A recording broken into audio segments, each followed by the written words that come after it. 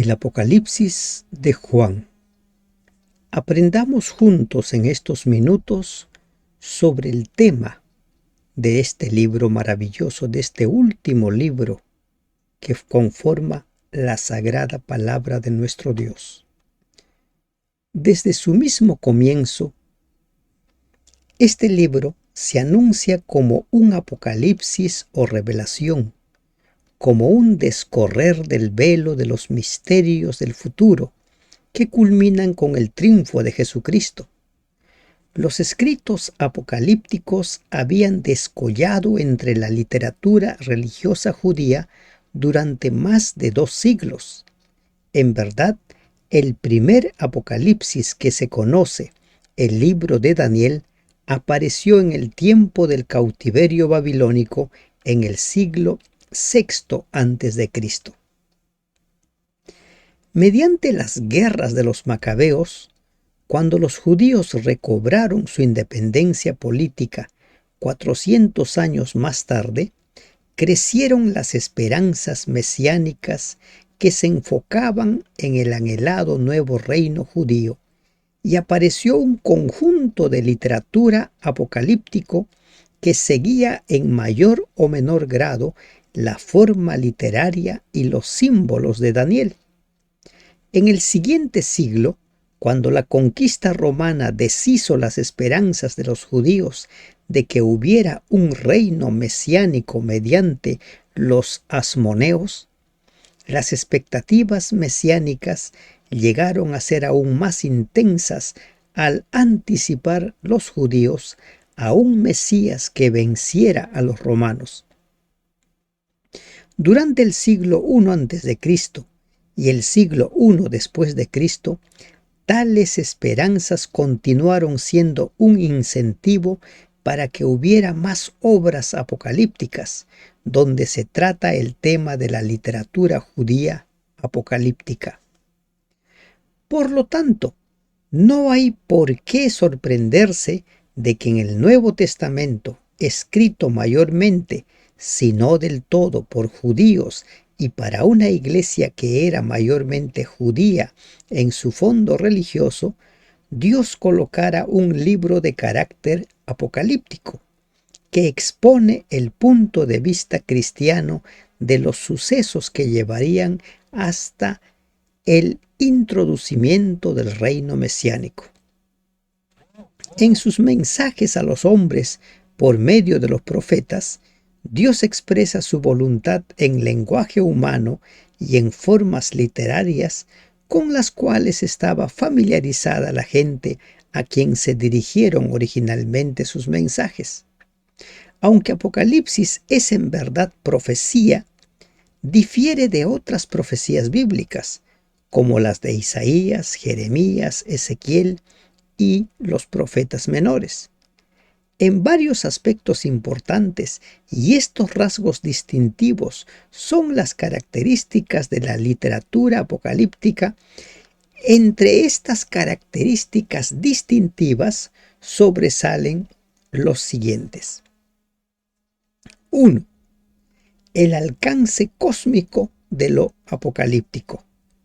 Mientras que la mayoría de las profecías se refieren a los problemas nacionales e internacionales que giran en torno de la historia de Israel y el glorioso futuro que pudo haber sido suyo, lo apocalíptico desempeña su papel en el escenario mayor del universo y tiene como tema central el gran conflicto entre Dios y Cristo contra Satanás y viceversa.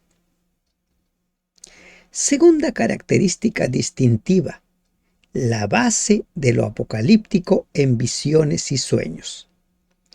El escritor apocalíptico registra los sueños y visiones que recibió mientras estaba en el espíritu.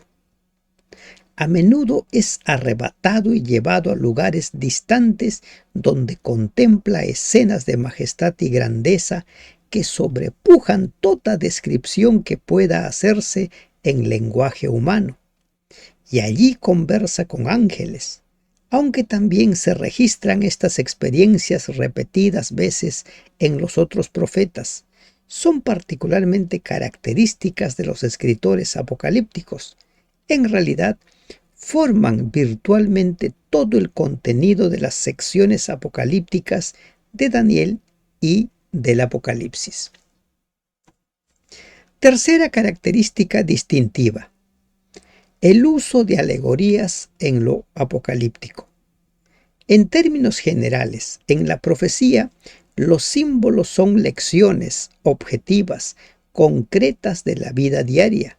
Por ejemplo, el alfarero y la arcilla, Jeremías 18:1 al 10. El yugo, el mismo Jeremías 27:2. O el dote, Ezequiel 4:1 al 2.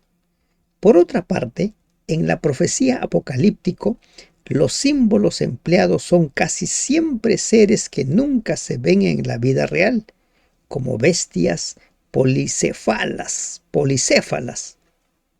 ángeles que vuelan en el cielo y animales que hablan y obran con inteligencia. Los lapsos proféticos, aunque raros en las profecías comunes, se dan generalmente allí en años literales. Jeremías 29:10. Mientras que en Daniel y en Apocalipsis aparecen lapsos proféticos y repetidas veces y generalmente deben entenderse de acuerdo con el principio de día por año. Cuarta característica distintiva: la forma literaria de lo apocalíptico. Muchas de las profecías están en forma poética, mientras que la profecía apocalíptica, incluyendo la no canónica, está casi enteramente en prosa, excepto una inserción ocasional de poesía, particularmente de himnos. Apocalipsis 4:11, Apocalipsis 5:9 al 10, Apocalipsis 11:17-18, entre otros. Estas consideraciones destacan la regla de que para ser debidamente interpretada la literatura apocalíptica debe ser entendida en términos de su estructura literaria característica y de su énfasis teológico. El centro de su mensaje es el tema del gran conflicto, que enfoca especialmente el fin catastrófico de este mundo y el establecimiento de otro nuevo. Todo esto se presenta en lenguaje eminentemente simbólico que no siempre permite una exacta interpretación. Por ejemplo, Ezequiel 1:10. Al hablar de las cosas sobrenaturales, el lenguaje literal es a veces completamente inadecuado para presentar las más primorosas realidades del cielo. El lenguaje figurado apocalíptico es en algunos aspectos semejante al de las parábolas y deben tomarse las mismas precauciones al interpretar a ambas. El Apocalipsis es una revelación de Jesucristo en acción para perfeccionar un pueblo en la tierra a fin de que pueda reflejar su carácter inmaculado y para guiar a su iglesia a través de las vicisitudes de la historia hacia la realización del propósito eterno de Dios.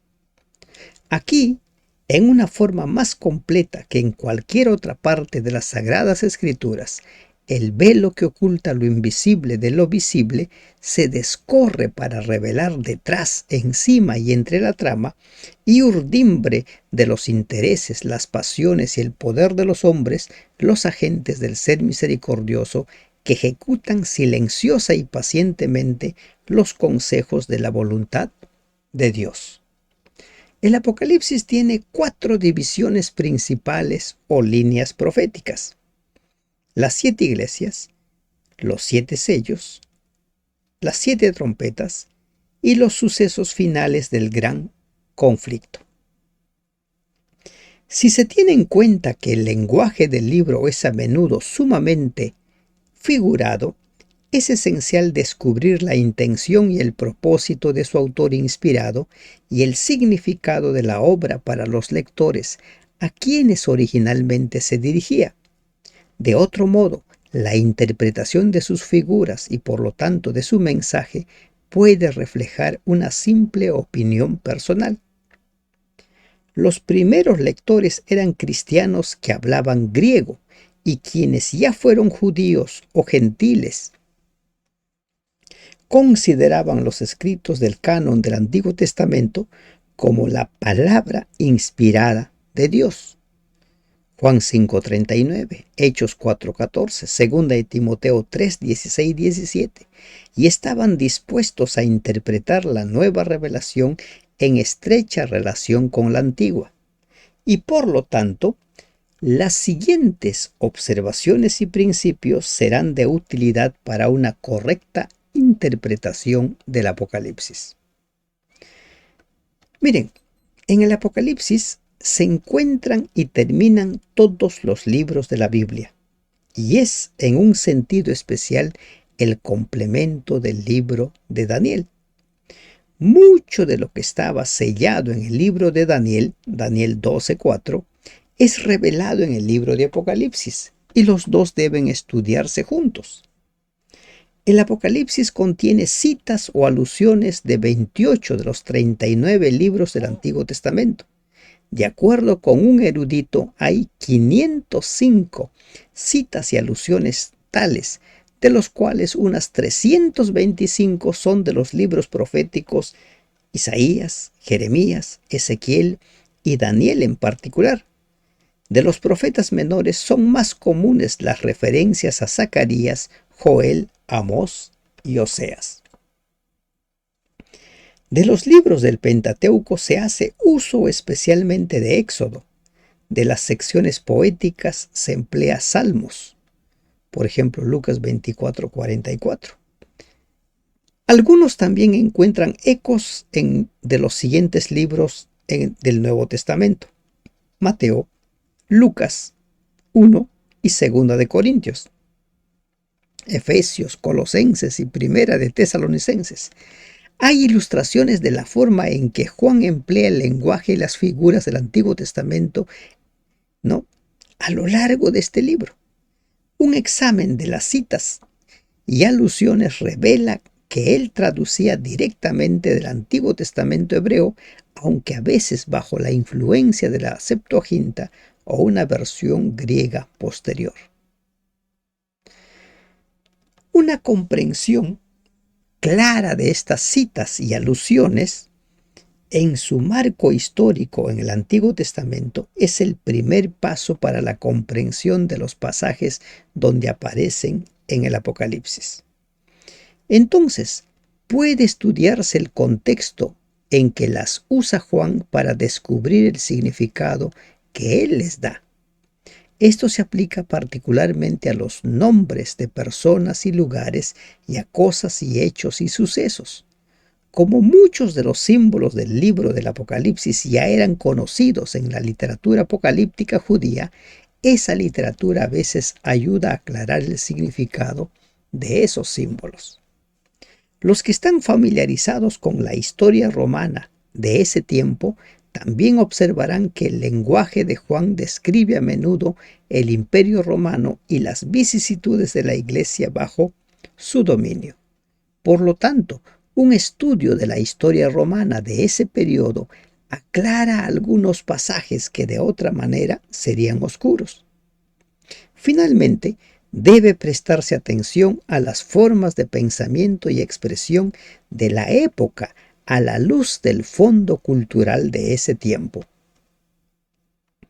Al determinar el significado de las escenas sucesivas que pasaron delante de Juan en visión, conviene recordar que el Apocalipsis fue dado para guiar, consolar y fortalecer a la Iglesia, no solo de esa época, sino a través de la era cristiana hasta el fin del tiempo.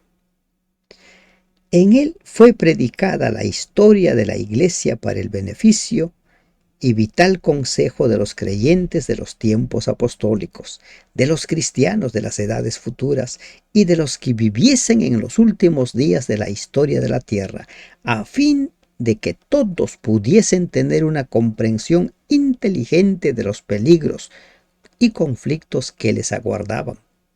Por ejemplo, Los hombres de las 7 iglesias, o los nombres de estas 7 iglesias, son en verdad iglesias que representan diferentes periodos de la historia. La iglesia local de Éfeso llegó a ser símbolo de una comunidad cristiana de los tiempos apostólicos, pero el mensaje dirigido a ella fue registrado para animar a los creyentes de todas las edades. Es razonable inferir que la descripción de la iglesia de Éfeso y la admonición que recibe eran particularmente apropiados para las necesidades de aquella iglesia en la época en que fue escrito el mensaje. También eran apropiadas para las necesidades de toda la iglesia cristiana en el periodo apostólico y por lo tanto, en resumen, representa lo que estaba sucediendo durante ese periodo de la historia de la iglesia. Se registró para inspiración y ánimo de los creyentes de todas las edades, porque los mismos principios pueden aplicarse en circunstancias similares.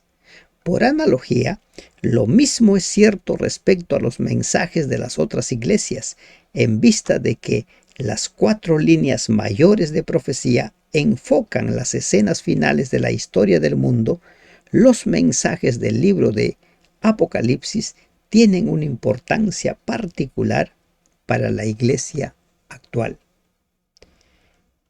Que un solo pasaje profético pueda tener más de un cumplimiento es evidente. Deuteronomio 18:15. Algunas de esas profecías tienen un cumplimiento inmediato y otro más remoto. Y además hay en ellas principios que pueden aplicarse en general en todas las épocas. Más aún, debe recordarse que las promesas y las amenazas de Dios son igualmente condicionales. De esta manera, ciertas predicciones que podían haber hallado un cumplimiento pleno en una época anterior en la historia fueron diferidas a causa del fracaso de la iglesia, que no se puso a la altura de sus privilegios y oportunidades. Bienaventurados los que lavan sus ropas, para tener derecho al árbol de la vida y para entrar por las puertas en la ciudad. Que Dios le bendiga. Amén.